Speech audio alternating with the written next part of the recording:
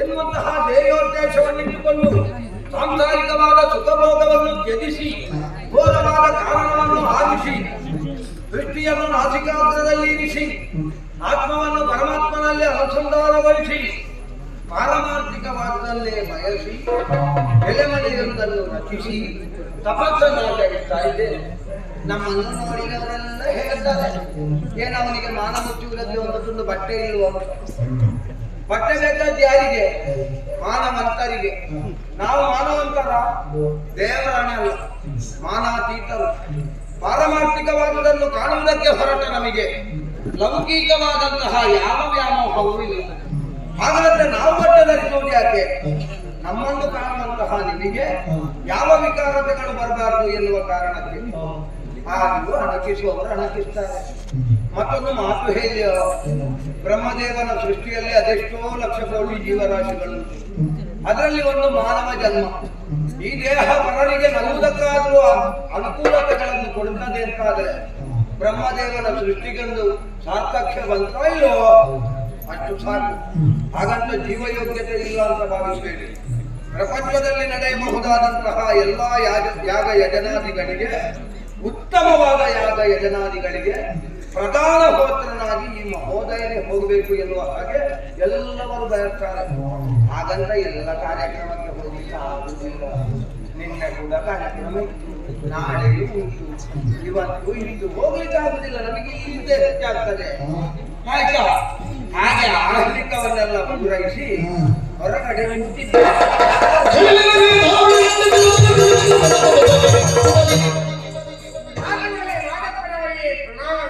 ನಿನಗೆ ಒಂದು ತಾಯಿಯ ಬಿಟ್ಟರೆ ಕಠಿಣವಾದ ಮಳೆಯಲ್ಲಿ ಮಾದಪ್ಪ ಒಂದು ವರ್ಗದ ದೇವರು ಪುಣ್ಯಾತ್ಮ ಮಹೋದಯ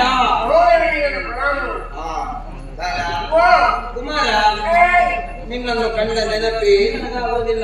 ಹಾಗೆ ಯಾರಿಗೂ ಸಿಗುವುದಿಲ್ಲ.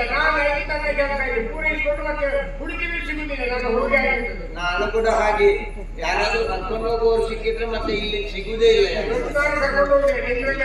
ನಾನು ವ್ಯವಸ್ಥೆ ಮಾಡಿಕೊಂಡಿದ್ದೇನೆ. ಅದಲ್ವಾ ಇದು ಹೊಸ ಮುಖ. ಇಷ್ಟರವರೆಗೆ ಕಂಡರಿದವ ನಾನಲ್ಲ. ಎತ್ತಳಿಂದ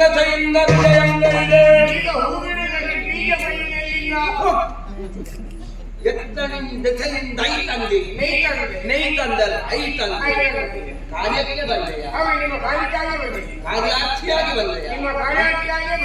ಏನು ಬಾಳ ಉಸಿರು ಬಾಳ ಉಸಿರು ಬಾಳ ಉಸಿರು ಬಾಳ ಮುನಿವರಿಯ ಒಳ್ಳೆ ಹೆಸರನ್ನು ಕಲಿಸಿದ ಮಹಾವಾಗ್ಮಿಗಳು, ಮಹಾತಪಸ್ವಿಗಳಾದ ವಿಶ್ವಾಮಿತ್ರರ ಪಟ್ಟದ ಶಿಷ್ಯನ ಶಿಷ್ಯ.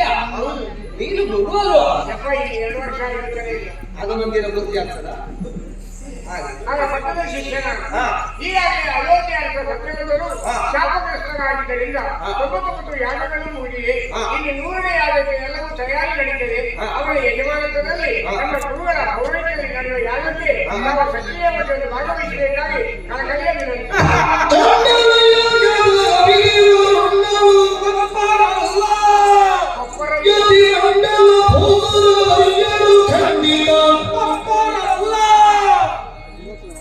ಶಿರ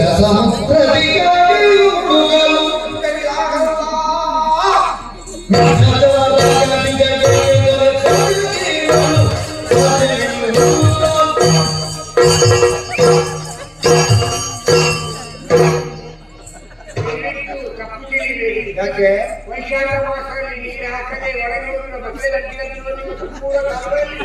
ಬಟ್ಟೆ ಹೆಚ್ಚಿನ ಹಾಕ್ತಾ ಹೋಗುವಾಗ ನಿಮ್ಮ ದೇಹದ ಮಾಂಸ ಖಂಡಗಳಲ್ಲಿ ಉದಿರಿಯಿಂದಲೇ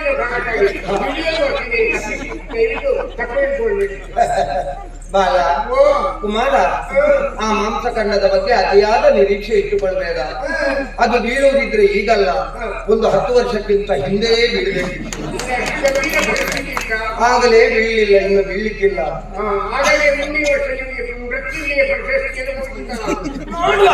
ಯಾವುದಾದ್ರೂ ಒಂದು ಸಿಕ್ಕಿತ್ತು.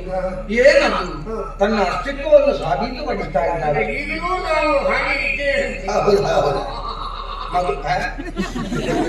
ಮಗು ಜೀವನದಲ್ಲಿ ಯಾವುದೇ ಒಬ್ಬ ವ್ಯಕ್ತಿಯೂ ಕೂಡ ಉನ್ನತವಾದಂತಹ ಪಥವನ್ನು ಸೇರಬೇಕು ಅಂತಾದ್ರೆ ಹಿಂದೆ ಒಬ್ಬ ಗುರು ಬೇಕು, ಮುಂದೆ ಒಂದು ಗುರಿ ಬೇಕು. ಮುಂದೆ ಗುರಿ ಬೇಕೇ ಬೇಕು. ನಿನಗೆ ತುಂಬಾ ದೊಡ್ಡದು ಬೇಕು ಅಂತ ಇಲ್ಲ. ಕೆಲವರಿಗೆ 5 ಕಾಲು, ಕೆಲವರಿಗೆ 5 ಮುಕ್ಕಾಲು.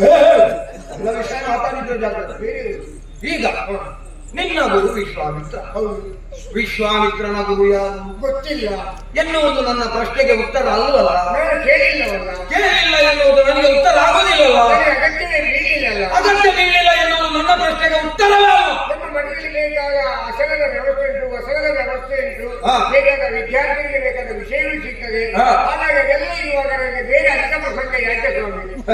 ನಮ್ಮ ಸನಾತನ ಪ್ರಪಂಚದಲ್ಲಿ ನಡೆಯುತ್ತಾ ಇರುವಂತಹ ದೊಡ್ಡ ತಪ್ಪು ಯಾವುದು ಕೇಳಿದ್ರೆ ಇದೆ. ಹಾ. ನನ್ನ ಮನೆ, ನನ್ನ ಹೆಂಡತಿ, ನನ್ನ ಮಕ್ಕಳು, ನನಗೆ ಬೇಕಾದಷ್ಟುಂಟು, ದೇಶದಲ್ಲಿ ಯಾರು ಏನು ಹೇಗೆ ಬೇಕಾದರೂ ಸಾಯಿ ಎನ್ನುವಂತಹ ಮನೋಸ್ಥಿತಿ. ಮತ್ತೊಬ್ಬರ ನೈತಿಕತೆಯನ್ನು ನಾವು ಪ್ರಶ್ನಿಸದೆ ಉಳಿಯುವುದೇ ಜೀವನದಲ್ಲಿ ನಾವು ಮಾಡುವ ಅಕ್ಷಮ್ಯ ಅಪರಾಧ. ನಮ್ಮ ನೈತಿಕತೆಗೆ ಸರಿ ಇಲ್ಲದ ಮೇಲೆ ಇನ್ನೊಬ್ಬರ ನೈತಿಕತೆಗೆ ಸರಿಯಾಗಿ ಪ್ರಯೋಜನವಾಗೇ ಇರುವುದು. ನಮ್ಮ ನೈತಿಕತೆ ಅಂತ ನನ್ನದು ಸೇರಿಸಬೇಡ. ನನ್ನದು ಸರಿ ಉಂಟು, ನಿನ್ನದು ಮಾತ್ರ ಸರಿ ಇಲ್ಲ. ಸರಿ ಇಲ್ಲ, ಆಯ್ತಲ್ಲ? ಗುರುಪೀಠದಲ್ಲಿರುವವನೇ ಯಾವುದಾಗಿದ್ರು ಕೂಡ ಮಾಡಿದ್ದು ತಪ್ಪು ಅಂತ ಆದ್ರೆ ಪ್ರಶ್ನಿಸಲೇಬೇಕು. ಆಯ್ತು, ಪ್ರಶ್ನಿಸುವ. ಈಗ ನಿನ್ನ ಗುರು ಯಾವ ಜಾತಿ? ನಮ್ಮ ಗುರು, ಯಾವ ಜಾತಿ? ನಮ್ಮ ಗುರು ಬ್ರಾಹ್ಮಣ. ಯಾರು ಹೇಳಿ? ಹೌದು. ಅಲ್ವಾ? ಅಲ್ಲ, ಪೂಜೆ. ಅವ ಕ್ಷಾತ್ರೆಯ. ಹೌದು. ಅವ ಯಾರ ಮಗ ಗೊತ್ತುಂಟ? ಯಾರ ಮಗ? ಗಾದಿಯ ಮಗ. ಗಾಂಧಿಯ ಮಗ. ಗಾದಿಯ ಮಗ ಅಲ್ಲ, ಗಾದಿಯ ಮಗ. ವಿಶ್ವರಥ ನಾಮಕನಾದಂತಹ ಕೃಷಿಕ ಒಂದು ಹೊತ್ತಿಗೆ ವಸಿಷ್ಠರ ಜೊತೆಯಲ್ಲಿ ವಾಗ್ವಾದವನ್ನು ಮಾಡಿ ದಿಗ್ಬಲಂ ಛಾತ್ರಾಯ ಬಲಂ ಬ್ರಹ್ಮಚಾರ್ಯಾವಲಂಬಲಂ ಬಲಂ ಸುಣ್ಣಂಬಲಂ ಎನ್ನುವ ಹಾಗೆ ಬಗೆದು ಕ್ಷಾತ್ರವನ್ನು ಬಿಟ್ಟ. ಬ್ರಾಹ್ಮಣ್ಯವನಿಗೆ ದೊರಕಿದ, ಇಲ್ವಾ? ದೊರಕುವಂತದ್ದ. ಅಲ್ವಾ? ಈಗ ಬಯಸಿದವರಿಗೆಲ್ಲ ಬ್ರಾಹ್ಮಣ್ಯ ಬೇಕು ಅಂತಾದ್ರೆ ಹಾಗಾದ್ರೆ ಬ್ರಾಹ್ಮಣ್ಯಕ್ಕೆ ಯೋಗ್ಯತೆ ಇಲ್ವಾ? ಮಠದಲ್ಲಿ ಜಪತಪಾದಿಗಳು ನಡೀತದೆ, ಹೋಮ ಹವನಾದಿಗಳು ನಡೀತದೆ, ಬೇಕಾದಷ್ಟು ಬ್ರಾಹ್ಮಣರಿಗೆ ಬಂದು ಅವರ ಕಾರ್ಯದ ಆಶೀರ್ವಾದವನ್ನು ಪಡ್ಕೊಳ್ತಾ ಇದ್ದಾರೆ. ಅದಕ್ಕೆ ಬೇರೆ ಇಲ್ವಾ? ಆ ಕಾರಣದಿಂದ ಅವ ಬ್ರಾಹ್ಮಣ ಆಗುವುದಕ್ಕೆ ಸಾಧ್ಯ ಇಲ್ಲ. ಪುಣ್ಯಾತ್ಮ ಏನು ಬ್ರಾಹ್ಮಣ್ಯ ಅಂತ ಹೇಳಿದ್ರೆ ಬ್ರಹ್ಮನ ಮುಖದಿಂದ ಆವಿರ್ಭಾವಗೊಂಡದ್ದು ಬ್ರಾಹ್ಮಣ್ಯ. ಕಣ್ಣೇ ಗಾಯತೆ ಜಂತು ಕರ್ಮಣೇ ಗಾಯತೆ ಬ್ರಾಹ್ಮಣ ದ್ವಿಜ ಎನ್ನುವ ಹಾಗೆ ಮಾತಿರುವುದು. ಆಚರಿಸುವಂತಹ ಕರ್ಮದಿಂದ ಅವ ಬ್ರಾಹ್ಮಣ ಅನ್ನಿಸಲ್ಪಡುವುದು. ನಾವು ಹೇಳಿಕೊಂಡು ಹೋಗುದಲ್ಲ ನಾನು ಬ್ರಾಹ್ಮಣ ಅಂತ. ನೋಡಿದವರು ಹೇಳಬೇಕು ಅವ ಬ್ರಾಹ್ಮಣ ಅಂತ. ನಿನ್ನಲ್ಲಿ ತಲೆಮಾರು ಮತ್ತಾರಲ್ಲಿ ನೀನು ಅದಕ್ಕಿಂತ ದೊಡ್ಡ ಛರೆ.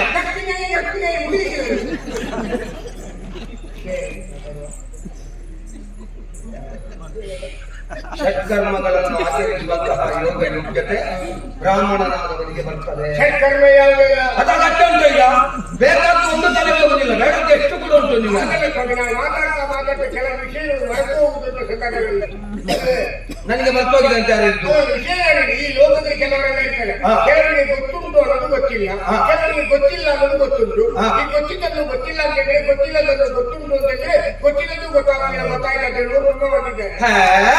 ಹೇಳುವುದಕ್ಕೆ ತೊಂದರೆ ಇರುವ ತೊಂದರೆ ಆದರೆ ಹೇಳುವುದಕ್ಕೆ ತೊಂದರೆ, ಹೇಳುವುದಕ್ಕೆ ತೊಂದರೆ ಇರುವ ತೊಂದರೆ ಆದರೆ ಹೇಳುವುದಕ್ಕೇನು ತೊಂದರೆ? ಗಂಟೆಗೆ ತೊಂದರೆ ಕೌಂಟಾಗ್ತದೆ. ಅದು ನಿನ್ನ ಮಂಡಿಗೆ. ಯಜನ ಯಾಜನ, ಅಧ್ಯಯನ ಅಧ್ಯಾಪನ, ದಾನ ಪ್ರತಿಗ್ರಹಣ, ಈ ಯೋಗ್ಯತೆ ಇರುವುದು ಬ್ರಾಹ್ಮಣನಾದವನಿಗೆ ಮಾತ್ರ. ಸರಿ, ಇದರಲ್ಲಿ ಬ್ರಾಹ್ಮಣ ಯಾರು? ವಿಶ್ವಾಮಿತ್ರರು. ಹೇಗೆ ಬ್ರಾಹ್ಮಣ? ಹೌದು. ಅವನಪ್ಪ ಛಾತ್ರೆ ಅಂತ ಆದ್ಮೇಲೆ ಅವ ಬ್ರಾಹ್ಮಣ ಆದ್ರೆ ಅಯ್ಯೋ ಪುಣ್ಯಾತ್ಮ ಒಂದು ಮಾತು ಹೇಳಿಯೋ, ಕರ್ರಾಗಿರುವಂತಹ ಕಾಗೆ. ನನ್ನ ಮುಖ ನೋಡು, ನನ್ನ ಮೈ ನೋಡಿದ್ರೆ ಜಾಗೃತ ಕಾಗಿ ನೋಡು, ನಾನು ಬೆಳ್ಳಗಿದ್ದೇನೆ. ಕರ್ರಾಗಿರುವ ಕಾಗೆ ಕ್ಷೀರ ಸರದಿಯಲ್ಲಿ ಸ್ನಾನವನ್ನು ಮಾಡಿತು ಅಂತಾದ್ರೆ ಅದು ಬೆಳ್ಳಗಾಗೋದಕ್ಕುಂಟ? ಖಂಡುಗದ ಹಾಲಲ್ಲಿ ಇತ್ತಳಿ ಇತ್ತಡೆ ಅದು ಬಿಳುಪಾದ ಬಲ್ಲುದೆ. ಬೆಕ್ಕಿನ ಮರಿಯೊಂದನ್ನು ಕೊಂಡು ಹೋಗಿ ಹುಲಿಯ ಬೋನಿನಲ್ಲಿ ಇಟ್ಟು ಸಲಹಿದೆ ಅಂತಾದ್ರೆ 15 ದಿವಸ ಕಳೆದು ಆ ಬೆಕ್ಕಿನ ಮರಿಯ ಸ್ವಭಾವ ಹುಲಿಯದ್ದಾಗ್ತದ? ಮಾರ್ಗಾಲ ಎಲ್ಲಾದರೂ ಹುಲಿ ಅಪ್ಪುದೆ. ಹಾಗಾದ್ರೆ ಅದಾಗುವುದಿಲ್ಲ. ಇನ್ನು ತ್ರಿಕರ್ಮಗಳನ್ನು ಆಚರಿಸುವಂತಹ ಯೋಗ ಯೋಗ್ಯತೆ ಕ್ಷಾತ್ರೇಯನಾದವನಿಗೆ ಬರ್ತದೆ. ಇದರಲ್ಲಿ ಕ್ಷಾತ್ರೇಯ ಯಾರು? ಅಯೋಧ್ಯ ಅರಸ ಕ್ಷಾತ್ರೇಯ ಹೇಗೆ? ಸತ್ಯವ್ರತ. ಹೌದು, ಅವ ಕ್ಷಾತ್ರೇಯ ಹೇಗೆ? ಕ್ಷಾತ್ರೇಯ ವಂಶದಲ್ಲಿ ಹುಟ್ಟಿದನು ಸ್ವಾಮಿ. ಅಯ್ಯೋ, ವಾಸಿಷ್ಠರ ಶಾಪದಿಂದ ಚಂಡಾಲ ಪಂಚಮರಾಗಲಿಲ್ಲ. ಹಾಗಾದ್ರೆ ಶಾಪಗೊಂಡ ಬ್ರಾಹ್ಮಣರಿಗೆ ಬೆಲೆ ಇಲ್ವೋ? ನೀನು ಅದಕ್ಕಿಂತ ದೊಡ್ಡ ಛಲೆ. ಕ್ಷಾತ್ರೇಯನಲ್ಲದವ ಮಾಡಿಸುವ ಯಾರ? ಬ್ರಾಹ್ಮಣನಲ್ಲದವ ಹೊಣೆಗಾರಿಕೆ ಹೊತ್ತುಕೊಂಡ ಯಾರು? ನಾಯಿಯ ಮಾಂಸವನ್ನು ತಿಂದವರು, ಗೋಮಾಂಸವನ್ನು ಪರಿಷ್ಕರಿಸದೇ ತಿಂದವರು, ಯಜನ ಯಾಗಾದಿಗಳನ್ನು ಮಾಡುವುದಕ್ಕೆ ಹೊರಟಿದ್ದಾರೆ. ಪ್ರಧಾನ ಹೋತೃವಾಗಿ ಮಹೋದಯನಂತಹ ಯೋಗ್ಯತಾವಂತನೇ ಬೇಕು ಎನ್ನುವುದು ಅವರ ಅಭಿಮತ ಹೌದು ಅಂತಾದ್ರೆ ಆ ವಿಶ್ವಾಮಿತ್ರನ ಕುಲ ಯಾವುದು?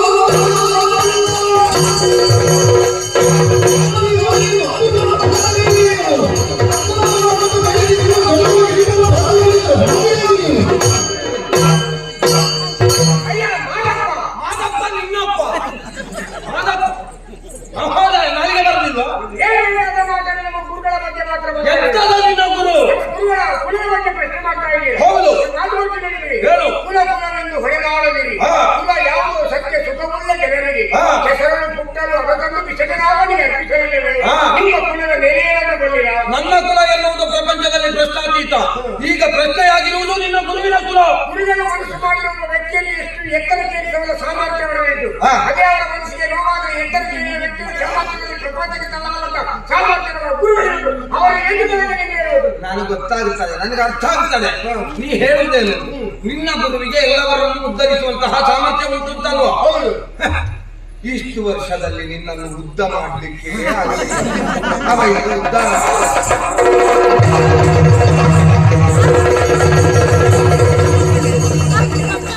ಒಂದು ದಿವಸ ಅದು ಹೊಡಿತದೆ ನಿನಗೆ, ನೋಡು. ಯಾವಾಗಲೂ ಮಾಡು, ಒಂದು ದಿವಸ ಮೊಸಳೆ ಆಗ್ತದೆ. ಯಾರು ಬರುವುದಿಲ್ಲ ಹತ್ತಿರ, ಅದು ಹೊಡೆದೇ ಸಾಯ್ತಿ ಬಾಪಿ. ನಿನ್ನ ಗ್ರಾಚಾರವೂ ಸರಿ ಇಲ್ಲ ಮೊದಲೇ. ಹೇಳು ನಿನ್ನ ಗುರು, ಎಂತಲ್ಲ ನಿನ್ನ ಗುರು? ಗುರುಗಳೇ ಏನು? ಹಾ. ಪ್ರಾಣಿಯಾದರೂ ತನ್ನ ಮಾಂಸವನ್ನು ತಾನು ತಿನ್ನುವುದಿಲ್ಲ. ತನ್ನ ಕುಲವನ್ನು ಬೆಳಗಬೇಕಾದ, ತನ್ನ ವಂಶಕ್ಕೆ ಬೆಳಕಾಗಬೇಕಾದ, ತನ್ನ ಮಕ್ಕಳನ್ನೇ ತನ್ನ ಸ್ವಾರ್ಥಕ್ಕೆ ಬಲಿಕೊಟ್ಟ ವಿಶ್ವಾಮಿತ್ರ. ನಮ್ಮ ಗುರುಗಳು ನನ್ನದೇಕೆ ಊಟ ಮಾಡಿ ನಾನು ಕಾಣ್ತಾ ಇದ್ದೀನಿ. ನೀನೆಂತದ ಮತ್ತೆ? ಒಂದು ಮಾತನಾಡಿದ್ದೀರಿ. ಯಾವುದು? ಎಳೆದರು ಎತ್ತಾಗದೆ, ಎಳೆದರು ಎತ್ತಾಗದೆ, ಮಿಡಿ ಬಣ್ಣಾಗದೆ, ಬೆತ್ತಲ ಬಣ್ಣಾಗದೆ, ಬಣ್ಣಾಗದೆ ಅನ್ನಲ್ಲಿ ಹೌದು. ಸಾಹಿತ್ಯ. ಹಾ. ಎಳೆಗರು ಎತ್ತಾಗದೆ, ಹಾ. ಬಿಡಿ ಬಣ್ಣಾಗದೆ, ಹಾ. ನಾಹೇಲ್ಯ ನೆಗ್ಲೋದ ಬೀಜ ಸಿಡಿದು ಕೆಲಮಂ ಪೆರ್ಮಲನಾಗದೆ. ನಮ್ಮ ಕೂಡಲೇ ಇದಕ್ಕಿಂತ ದೊಡ್ಡ ಬೆರಮರಿ ಇಲ್ಲ. ಒಂಟೆಗಳ ಮದುವೆಗೆ ಶ್ವಾನಗಳ ನೆಂಟರು ಕುಂಟಗಾರದ ಬನಗಾಯನ ಅಂತ ಹೇಳಿದಾಗೆ ಅವ ಒಬ್ಬ ಹೇಳುವುದಕ್ಕೆ, ಇದನ್ನು ಇವನನ್ನು ಒಪ್ಪಿಕೊಳ್ಳುವುದಕ್ಕೆ ಅವ ಒಬ್ಬ. ವಿಶ್ವಾಮಿತ್ರರಲ್ಲೇ ನಮ್ಮ ಪ್ರಶ್ನೆ. ಅವ ಯೋಗ್ಯತಾವಂತ ಹೌದು ಅಂತಾದ್ರೆ ಪ್ರಾಪಂಚಿಕರ ಮುಂದೆ ತನ್ನ ಕುಲವನ್ನು ಅಭಿನಂದಗೊಳಿಸಲಿದಂತಾಘೋಷವಾಗಿ, ತದನಂತರ ಅವನ ಆ ಯಾಗಕ್ಕೆ ಪ್ರಧಾನ ಹೋತೃವಾಗಿ ನಾನೇ ಹೋಗುತ್ತೇನೆ. ನೆನಪಿರಲಿ ಅವನಿಗೆ. ನೀವು ಗಂಜಿಗೆ ನಿಮಗೆ